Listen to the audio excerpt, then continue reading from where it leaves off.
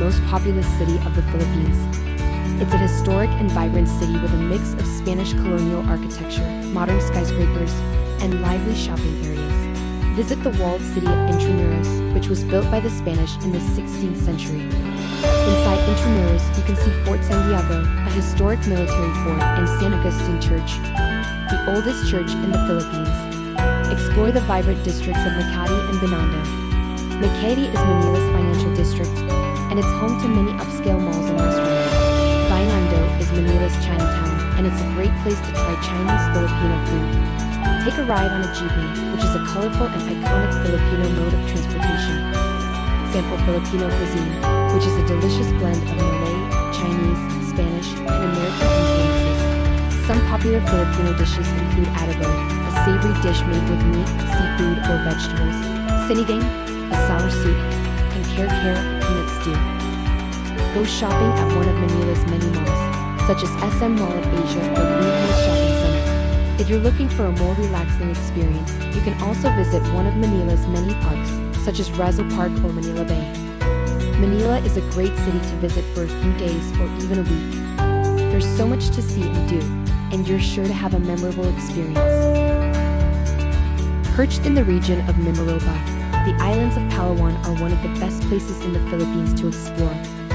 Once here, make sure to wander around El Nido town and hire your boat, whilst making sure to barter to visit the stunning backlit archipelago. Now to get here, either take one of the larger planes from Manila, or Bohol exit to Puerto Princesa, and then drive around 5 to 6 hours, depending on how crazily fast your driver goes, to get to El Nido itself. Alternatively, fly straight to El Nido on a smaller plane with air Swift that flies from Manila. Each island in the backlit archipelago features the most imposing karst cliffs and clear waters that I've ever seen. There are also ample spots for snorkeling too. With the lost crystal clear turquoise water I've seen, and a history spanning over 50,000 years, it's an idyllic place to explore on your trip.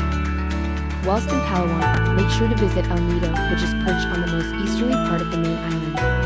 Alternatively, if El Nido doesn't take your fancy, hop over to the Palawanese island of Coron that's around 60-80 kilometers from El Nido. Now, it's best to get to Coron via the ferry or with Air Swift, which only takes 25 minutes. There is a reason that Boracay Island is considered the beach capital of the Philippines because there are more than 12 beaches.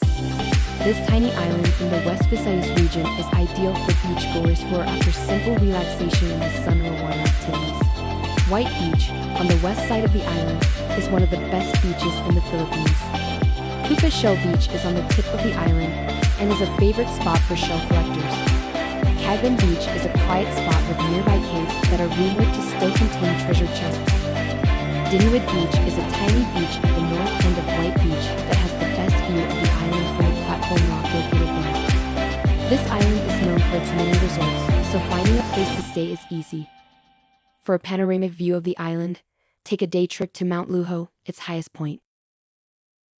The island of Bohol in the Philippines' Central Visayas region runs at a slower pace, and it's a destination that showcases the country's natural beauty. One of the most unique natural wonders on the island is the Chocolate Hills in Carmen.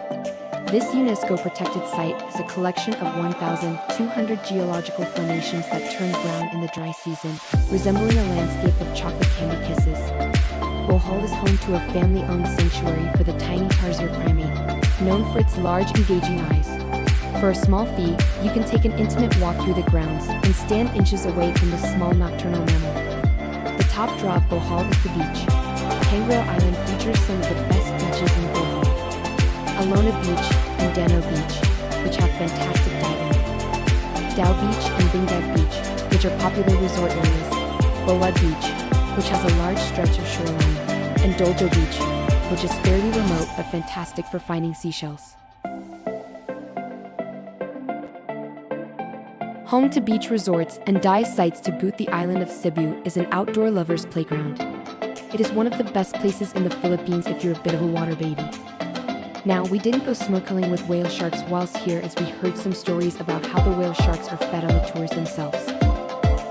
This means that the whale sharks don't leave the area, which they naturally do, and end up not reproducing.